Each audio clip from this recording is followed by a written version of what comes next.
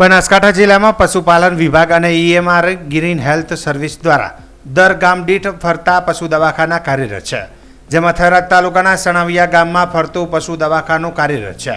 સણાવિયા ગામના Mahadevbhai રબારીએ helpline number પર જણાવ્યું હતું કે ગાય સવારની વિયાતી કરતી નથી અને બચ્ચાને 2 પગ બહાર દેખાય છે। ગાય બહુ પીડિત હાલતમાં છે। આ વાતની જાણ 10 ગામ દીઠ ફરતા પશુ દવાખાનાના પશુ ચિકિત્સક ડોક્ટર સંજય કુંભાર તથા પાયલોટ કમ ડ્રેસર નવીનભાઈ ભડાને થતા તેઓ તાત્કાલિક સ્થળ પર પહોંચી ગયા હતા।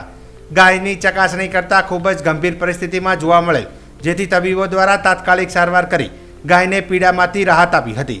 આશરે 2 કલાકની ભારે જહેમત બાદ પશુની નોર્મલ ડિલિવરી કરાવી ગાયને નવું જીવનદાન આપ્યું હતું। પશુપાલક અને ગ્રામજનોએ ગુજરાત સરકારની 10 ગામ દીઠ ફરતા મોબાઈલ પશુ દવાખાના દ્વારા ગાયને બચાવી લેતા આ સેવાનો આભાર માન્યો હતો।